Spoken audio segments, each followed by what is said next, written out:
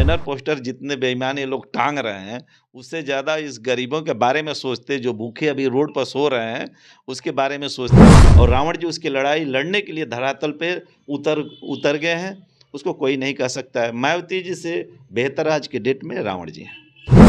तो बिहार के अंदर ही कल कारखाने लगाते, यहाँ के लोगों को रोजगार देते, तो दूसरे प्रांतों में जाने की जरूरत नहीं पड़ती। मायावती जी अपने अपने जो है अपने ही आप यूँ खत्म होते जा रही हैं। आप किसी भी बिहार के 38 जिले में चले जाएंगे, मायावती जी से ज़्यादा जो है चाहने वाले चंद्रशेखर जी को मिलेंगे। ये लोकतंत्र हो गया, लोकतंत्र में सभी का सम्मान अधिकार हो गया। यहाँ पे जबरदस्ती किसी का नहीं चलेगा। एक आज के युवा पीढ़ी का जो ज़्यादा जोश, ज़्यादा खरोश के साथ माननीय श्री चंद्रशेखर जी के, रावण जी के साथ सभी युवा जुड़ रहे हैं। 2024 का चुनाव नज़दीक आ गया है और इसको मद्देनजर रखते हुए तमाम पार्टियां जो है वो ग्राउंड पर उतर चुकी है। स्टार प्रचारक को लेकर के चुनाव में बिगुल फूंक चुकी है। इसी मसले को लेकर के एसबीएसपी जो है वो भी ग्राउंड रूट्स पर अपना काम स्टार्ट कर चुकी है। किस प्रकार से रोड मैप होगा, क्या कुछ जो है वो प्लान के साथ ये लोग ग्राउंड में उतरेंगे, इसी मसले पर बात करेंगे। बात करने के लिए हमारे साथ एसबीएसपी के बिहार के जो है वो प्रदेश अध्यक्ष हैं उदय नारायण राजभर जी। सर स्वागत है मेरे चैनल पर पहले आपका। आपका भी चैनल को भाई बधाई हो, आज आपने प्रदेश कार्यालय पटना पहुँचे। सर आप जो है वो ग्राउंड रोड्स पर आप लोग उतरने का आप बोले थे कि हम लोग जनवरी में उतरेंगे, लेकिन कहीं आप लोग नज़र नहीं आ रहे हैं, क्या कारण हो सकता है? अभी हम लोग जो है खरमास देख रहे थे। क्या खरमास देख शुभ रहे हैं? काम देखे, जो भी शुभ काम करना होता है खरमास के बाद ही करना है। जैसे शादी विवाह भी करना होता है ना, तो लोग खरमास के बाद करते हैं। तो 14 तारीख तक खरमास चल रहा था। अच्छा। आज हो गया 3 तारीख और 11 दिन इंतजार करिए। हमारे 20 तारीख से बिहार में बिगुल बज चुका है।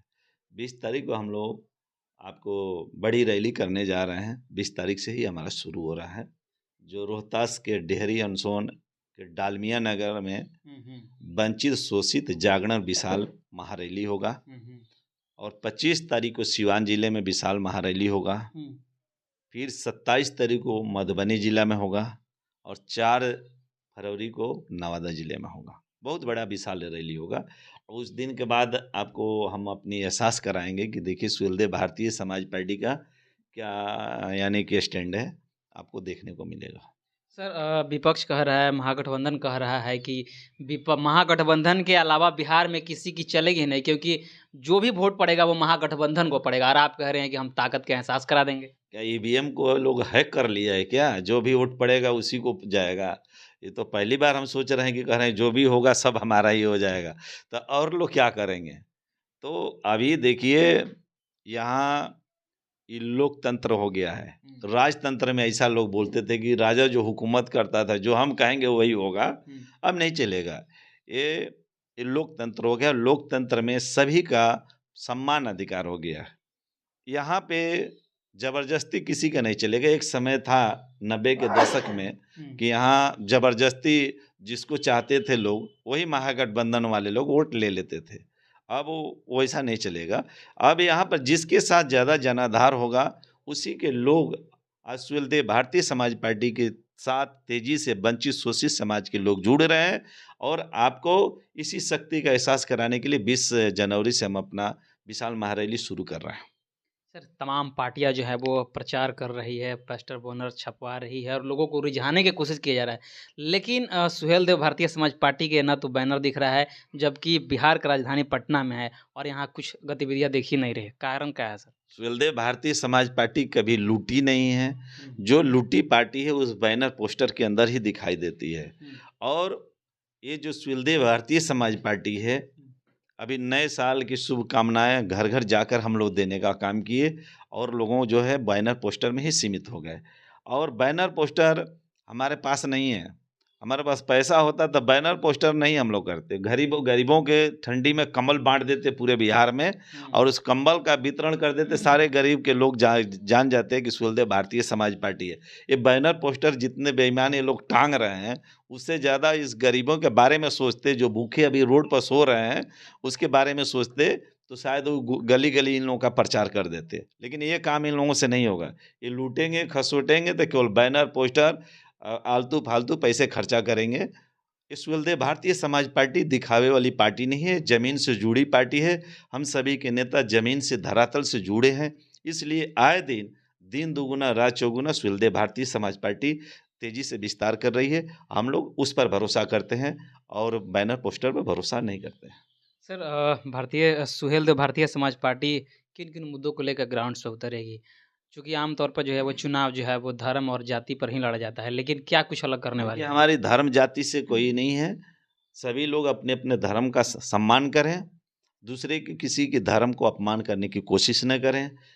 सुहेलदेव भारतीय समाज पार्टी एक समान शिक्षा, एक समान चिकित्सा लेकर अपनी जो है 2024 की चुनावी मैदान में कूदेगी कि इस देश के अंदर संविधान एक है, देश एक है, तो एक समान शिक्षा हो जाएगा तो सारे गरीबों की भलाई हो जाएगी, क्योंकि उसी एक बच्चे को जो प्राइमरी में पढ़ता है क से कौवा कबूतर पढ़ाया जाता है और एक जो प्राइवेट स्कूल में जो बच्चा पढ़ता है उसको क से कंप्यूटर पढ़ाया जाता है।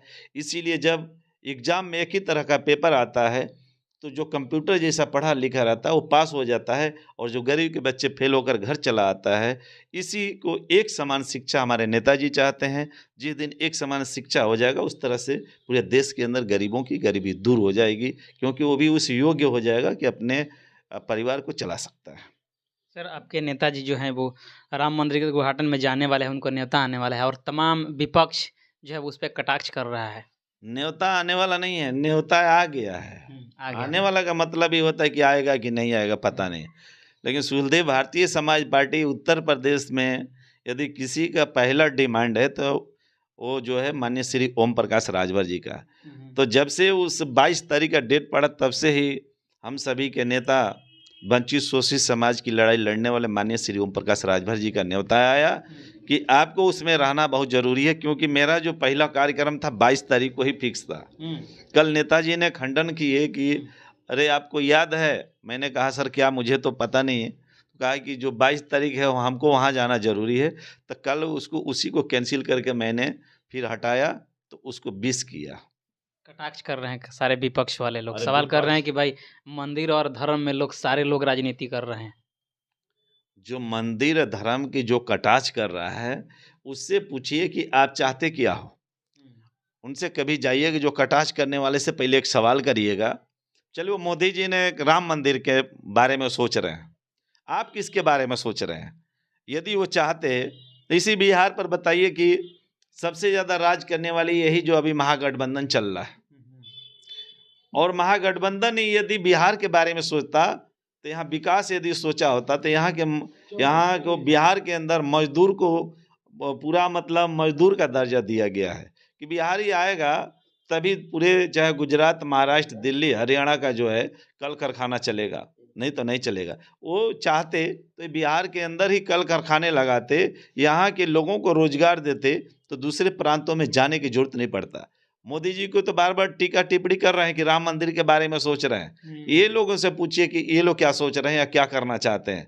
इन लोगों के पास कोई मुद्दा नहीं है, खाली हिंदू मुस्लिम कर रहे हैं, आपस में लड़ाई लड़ रहे हैं और गरीबों को लोग मिलकर सभी नेता मिलकर शोषण कर रहे हैं। तो अब ये शोषण सहने वाला नहीं है, उसी का हम लोग वंचितों को जगा रहे हैं। वंचित को जगा करके उसको हक हिस्सा दिलाने के लिए सुहेलदेव भारतीय समाज पार्टी रात दिन धरातल पर काम कर रही है। इसकी मेहनत आपको 24 में दिखाई देगी। एक आखिरी सवाल सर, मायावती को किस प्रकार से देख रहे हैं और चंद्रशेखर आज़ाद को बिहार की राजनीति में किस प्रकार से देख रहे हैं? देखिए मायावती जी अपने अपने जो है अपने ही आप यूँ खत्म होती जा रही हैं। आप किसी भी बिहार के 38 जिले में चले जाएंगे, मायावती जी से ज़्यादा जो है चाहने वाले चंद्रशेखर जी को मिलेंगे। आज के युवा पीढ़ी का जो ज़्यादा जोश, ज़्यादा खरोश के साथ माननीय श्री चंद्रशेखर जी के, रावण जी के साथ सभी युवा जुड़ रहे हैं। और कुछ ही दिन में जो मायावती जी चाह रही थी कि हम दलित की लड़ाई लड़ेंगे, तो ट्विटर से नहीं लड़ पाएंगे। और जब भी कुछ होता है तो पूरा ट्वीट करती हैं। आज भी मैंने कल भी देखा था ट्वीट करके किसी का भलाई नहीं कर सकते हैं, धरातल पे आना पड़ेगा। और धरातल पर जो भी पार्टी नहीं आएगी अपने आप वो खत्म हो जाएगी। तो आज रावण जी पूरे देश के अंदर युवाओं को फैन बन चुके हैं। दलित की लड़ाई लड़ने के लिए उसमें कोई उसको मतलब कि बरगला नहीं सकता है। आज पूरा युवा देखते हैं कि वंचित शोषित के लोग ज़्यादातर उनके साथ जुड़ रहे हैं और रावण जी उसकी लड़ाई लड़ने के लिए धरातल पे उतर गए हैं उसको कोई नहीं कह सकता है। मायावती जी से बेहतर आज के डेट में रावण जी हैं। चलिए, तो तमाम मसलों पर जो है वो राय रखे उदयनारायण राजभर जी जो है वो, और तमाम जो रोड मैप है बिहार में किस मुद्दों को लेकर के कौन कौन मुद्दा होगा जिस पर जो है वो चुनाव लड़ा जाएगा, सारे राम मंदिर पर भी उन्होंने बात किया, तमाम मसलों पर अपनी राय रखी। इस राय को आप किस प्रकार से देख रहे हैं, नीचे प्रतिक्रिया दीजिएगा हमारे कमेंट बॉक्स में। अगर हमारे चैनल पर पहली बार आए हैं तो चैनल को सब्सक्राइब करें, वीडियो को लाइक करें, शेयर करें, पेज पर देख रहे हैं तो पेज को लाइक करें, फॉलो करें। मिलते हैं अगली खबरों के साथ, तब तक बहुत बहुत धन्यवाद।